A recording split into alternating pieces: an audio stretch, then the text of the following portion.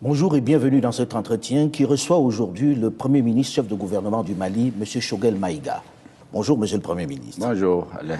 Alors, j'ai envie de commencer en disant, vous êtes considéré comme le faucon qui a décidé de bouter les Français hors du Mali. On exagère quand on dit ça? Je crois qu'on exagère. Nous formons une équipe qui a un chef. Oui, mais celui qu'on entend le plus, c'est vous, hein? Celui qui parle à la tribune des Nations Unies, celui qui est sur les médias, c'est vous. On n'a pas beaucoup entendu Assimi Goïta, le président, parler. Et nous échangeons beaucoup, il donne des orientations. Donc je sais plus ou moins, de façon précise d'ailleurs, sa vision des choses. C'est lui qui pense que la France vous a lâché en plein vol, comme vous l'avez laissé entendre à la tribune des Nations Unies. Abandon en plein vol, c'est un militaire. Dans l'art militaire, quand on dit qu'on a abandonné en plein combat, en fait c'est la trahison. Mais on a adouci les termes en parlant d'abandon en plein vol. Ces officiers ont fait entre 15 et 18 ans sur le théâtre des opérations militaires dans le Nord. Ils ont été enlevés, séquestrés par les terroristes pendant des mois. Ils ont échappé à des embuscades. Et lui, c'est le commandant des forces spéciales, les opérations les plus... Il était sur le terrain. Difficiles. Donc c'est des hommes qui ont vécu dans leur chair, dans leur âme, toutes les trahisons, tous les coups bas. Le mot trahison revient beaucoup dans vos propos, Monsieur le Premier ministre. Quand vous dites trahison, trahison de la part de la France, alors la France vous dit, nous sommes venus vous aider, et si on n'était pas venu en 2013, le Mali n'existerait peut-être plus. Comment peut-on parler de trahison dans ces circonstances-là? Est-ce que vous savez que des hautes autorités françaises, des sénateurs, des députés, dans des débats, on dit clairement qu'il faut donner l'autonomie au Nord. Il faut un plan d'autonomie, que les Maliens du Nord et du Sud ne peuvent pas vivre ensemble. La fédération? En fait, ils voulaient diviser le Mali par une fédération. Le 15 mai 2015, quand l'accord pour la paix et la réconciliation issu du processus d'Alger a été signé, le lendemain, le ministre de la Défense français, Jean-Yves Le Drian, il a donné une interview sur RFI. Il dit que les Maliens du Nord et du Sud ont tout fait pour vivre ensemble. C'est difficile. Conclusion, on l'attire. Avant lui au Sénat, que ce soit de gauche ou de droite, au Parlement, c'est documenté, ils ont dit qu'ils vont donner un plan d'autonomie au Nord. Le ministre des Affaires étrangères de Nicolas Sarkozy, Alain Juppé, je l'ai écouté, j'ai documenté. Il a dit sur la chaîne LCI que son dernier voyage au Mali, en mars 2012, il a dit à ATT qu'il faut donner l'autonomie aux Touaregs. Des chefs indépendantistes ont dit que c'est la France qui leur a promis de diviser le Mali pour faire un État. Donc, quand après le pays a été envahi et que notre gouvernement a saisi l'État français, ce qui a été dit, convenu, pourquoi je parle de trahison? Ce qui a été convenu, la lettre est très claire, appui aérien et à renseignement. Il n'était pas prévu des militaires français au sol.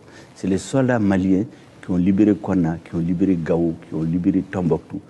Arrivé à Néfis, c'est l'armée française qui leur a barré la route. C'est la mer des... C'est réel ça que l'armée française a empêché d'entrer dans Kidal? C'est authentique. Avec quelle explication? Comment c'est expliqué qu'ils ne puissent pas rentrer dans une ville du Mali? Ils se sont opposés par les armes et l'ambassadeur de France, qui était là en ce moment, il s'appelait Christian Rouillet, pour avoir dit à son gouvernement, vous êtes en train de faire une faute. Ceux que vous soutenez ne sont pas représentatifs, ni dans la communauté touareg, ni dans la communauté. Ne vous discréditez pas avec eux. 2 jours après, on l'a relevé. Vous savez par qui on l'a remplacé? Non. Par l'officier de la DGSE, l'officier de liaison avec les mouvements séparatistes. La Direction générale de la sécurité extérieure, les services de renseignement. C'est un officier qui vient, qui s'appelle Jules Iberson. C'est lui qu'ils ont désigné ici comme ambassadeur. On se souvient, la liesse populaire ici, lorsque François Hollande, alors président, est venu ici, où on le remerciait pour avoir sauvé le Mali. 9 ans après, qu'est-ce qui s'est passé pour qu'on demande à l'armée française de partir dans la rue, partout, les politiques? Non, parce que ce jour-là, les Maliens ont crié à la sincérité des dirigeants français. Mais lorsqu'on a empêché l'armée de rentrer à Kidal, les Maliens se sont dit, mais attention, qu'est-ce qui se passe? Et comme par hasard, les terroristes se sont trouvés dans ce sanctuaire-là. Ils se sont préparés pendant 2 ans. Pendant ce temps, l'armée française qui n'était pas prévue d'être au sol. Pendant qu'ils interdisaient à l'armée malienne de rentrer au sol, ils amènent 4000 militaires avec un budget de 1 milliard. Mais est-ce que ce n'est pas avec l'autorisation du Mali? 4000 militaires, ce n'était pas prévu par l'opération Serval. Ce qui a été dit aux Maliens, ce n'est pas ça. 1 milliard de francs CFA par jour. Tout le reste est venu de ça. Est-ce que vous savez qu'Assimi Goïta, pour la petite histoire, fait partie des officiers qui ont été bloqués à la porte de Kidal? Ah. Les unités spéciales, ils ont pris un EFIS. Ils s'apprêtaient à donner l'assaut sur Kidal. Les Français ont bloqué. Qu'est-ce que vous faites maintenant que vous leur demandez de partir? Non, nous ne leur avons pas demandé de partir. C'est eux qui ont dit qu'ils partent. Ce qui s'est passé... Sous une certaine pression de la part des autorités et de la rue. Pas du tout. On a vu les pancartes fleurir les pancartes dans sont le pays. venues plus tard. C'est eux qui ont dit, le 3 juin et le 10 juin, parce qu'il y a un nouveau gouvernement, qu'ils vont quitter le Mali au motif que le Mali s'apprêterait à discuter avec les terroristes. C'est la raison avancée. Vous avez un accord de défense avec nous. Vous décidez d'en sortir. Vous ne nous avisez pas, c'est sur les médias qu'on apprend. À un sommet du G5 Sahel, le président français vient tout d'égo annoncer.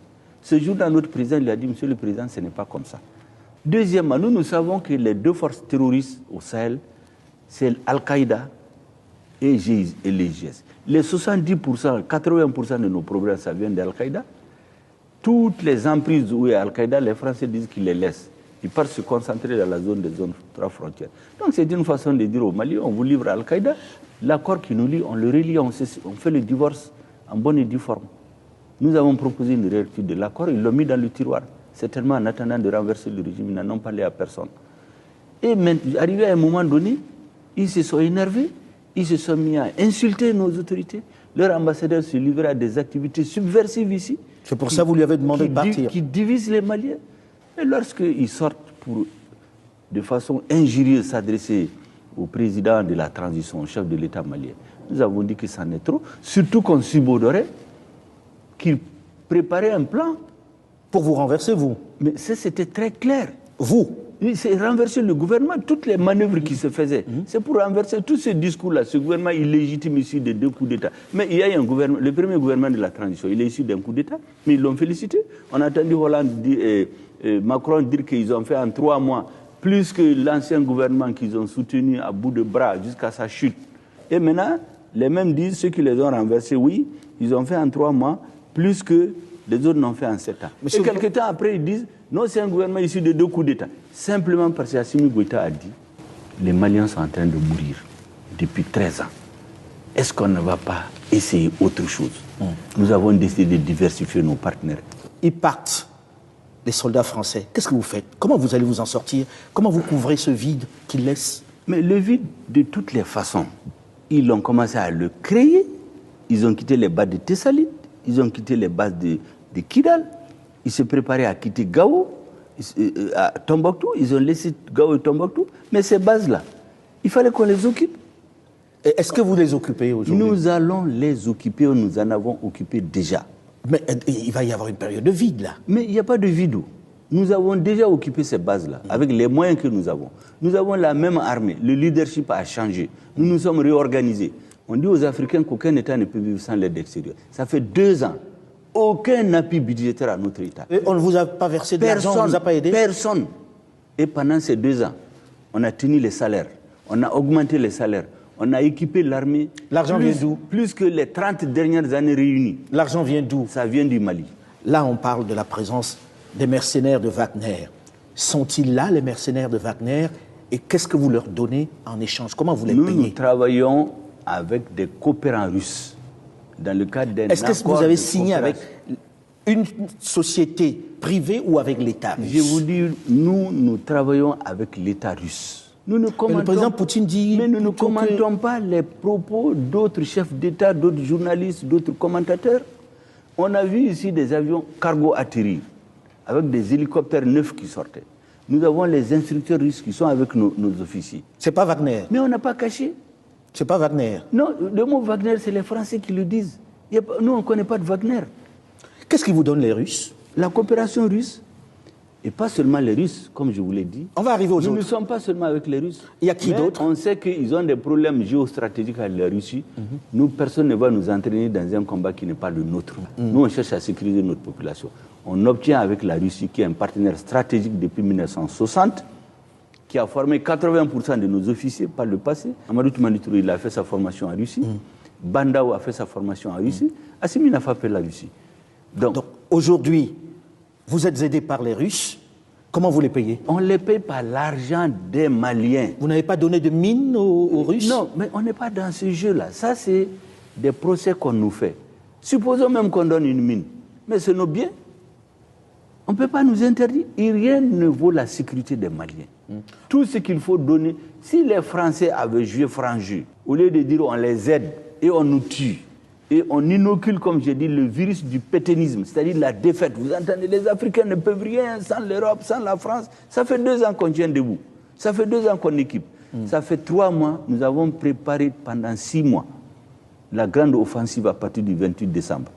Et du 28 décembre à aujourd'hui, nous avons détruit plus de bases terroristes. Parce qu'avant, ils envoyaient des éléments aller attaquer des petits checkpoints, aller attaquer des douaniers, des villages. Aujourd'hui, on est allé au cœur du terrorisme pour détruire les bases. Est-ce que vous gagnez du terrain?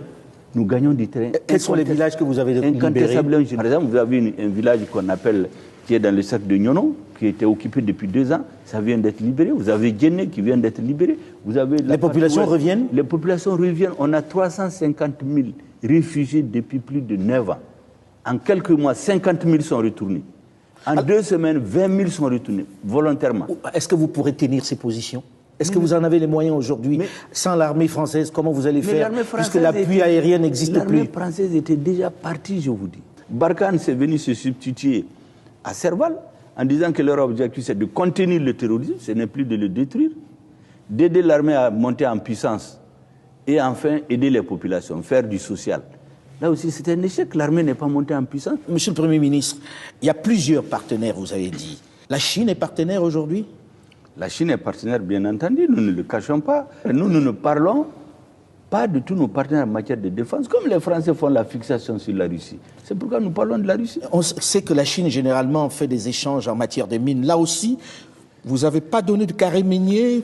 Comment vous payez ces États-là? Vous savez, est-ce que ça devait intéresser quelqu'un? Comment est-ce qu'on trouve l'argent dans notre pays pour nous équiper? Pour nous, qu'on paye avec des mines, qu'on paye avec de l'argent cash, qu'on paye avec de l'or, qu'on paye avec du diamant, tout ce qui nous appartient légalement, ce n'est pas l'affaire de quelqu'un. Il y a des sociétés occidentales qui sont là, qui exploitent les mines, personne n'en parle. Je n'ai jamais dit que c'est des mines qu'on a données à des Russes ou des Chinois. Je dis même si on le fait, qu'est-ce qu'il y a de mal dans ça? Monsieur le Premier ministre, ils sont un certain nombre à se poser la question de savoir maintenant que les Français sont partis, est-ce que vous allez vous en sortir? Militairement, nous allons nous en sortir. Nous avons pris toutes les dispositions. Nous allons assurer la sécurité de notre population. Déjà, il y a des résultats sur le terrain. Je viens de vous parler du nombre de personnes. Pour la première fois, il y a une inversion. Il n'y a pas d'émigrés. Les gens se retournent chez eux. Monsieur le Premier ministre, pourquoi est-ce que vous faites l'objet de sanctions de la CEDEAO? Pourquoi vos voisins, avec qui vous commercez, avec qui vous êtes dans un même organisme, vous sanctionnent au point de vous fermer les portes? Il y a une contradiction fondamentale entre la CEDEAO et nous. La CEDEAO veut ramener les élections à un processus purement électoral, pour ne pas dire électoraliste. Maintenant, si vous voulez qu'il n'y ait pas de coup d'État encore, il faut vous attaquer aux causes de l'insurrection. Ce qu'on veut nous amener... Mais pendant 5 ans, ça fait beaucoup. Non, personne n'a dit 5 ans. 5 ans, c'est une suggestion, une proposition venue des assises nationales. Aujourd'hui, on peut faire combien de temps? Aujourd'hui, nous avons sur la table des discussions, nous avons des chiffres en tête qui doivent être discutés avec la CEDEAO. On le leur a dit. Quel délai à peu près? Ils ont refusé, ils ont dit maintenant, comme il y avait un projet de vous renverser, comme vous nous avez donné l'occasion, on va faire un embargo et dans 10 jours, vous allez tomber. Maintenant qu'ils ont constaté qu'on n'est pas tombé, ils vont venir, on va discuter entre nous, Africains, on va trouver une solution. Je ne peux pas vous dire aujourd'hui. Donc là, pour l'instant, vous êtes ouvert à la négociation avec la CEDEAO. Absolument. Comment vous arrivez à survivre avec ces sanctions aujourd'hui? Comment vous pensez que ça peut durer? Je viens de vous le dire, qu'on a inoculé chez les Africains le virus de la défaite. Est-ce qu'aujourd'hui, on ne doit pas arriver à assouplir un peu les positions? Mais nous sommes d'accord pour les assouplir, mais on ne peut pas nous conduire au suicide. La CEDEAO veut qu'on organise des élections sans nous attaquer aux sources du soulèvement. Ça fait 4 coups d'État en moins de 30 ans. Pourquoi? Parce qu'on ne règle pas les problèmes de fond. La démocratie ne se ramène pas aux élections. C'est ce que la CEDEAO veut faire. Et deuxièmement, quand vous voulez instaurer un état de droit, vous respectez un minimum de droits. Aucune disposition de la CEDEAO n'a prévu un embargo. Aucune disposition de la Banque centrale des États d'Afrique du Sud n'a prévu ce qu'ils sont en train de faire. Il y a la Convention des Nations Unies sur les pays sans littoral qui interdit un embargo contre un pays sans littoral. Comment vous voulez violer les règles communautaires, les règles internationales, les règles nationaux pour dire que vous voulez instaurer un état de droit? Parce que vous voulez juste renverser le régime, amener des Tout gens... ceci est aujourd'hui devant la Cour de justice. Monsieur le Premier ministre, certains disent que c'est vous le problème, que vous avez un projet, que vous avez un programme, vous avez une ambition présidentielle à la fin de tout ceci. Que répondez-vous? Aujourd'hui, j'ai une ambition. C'est de réaliser la mission que le président de la transition m'a confiée pour conduire le gouvernement. Vous ne vous rasez pas le matin en pensant que vous serez le prochain président? Moi, je suis un croyant. Chaque homme suit son destin. Dieu a créé les conditions pour que le président porte sa confiance en moi. Mais vous ne serez pas candidat par hasard? Mais moi, je ne rentre pas dans ce débat. Nous voulons d'abord sortir notre pays de la... Le Mali est tombé, couché, humilié. Nous voulons le soigner, le faire asseoir, le faire marcher, le faire courir. Mais vous ne pouvez pas le faire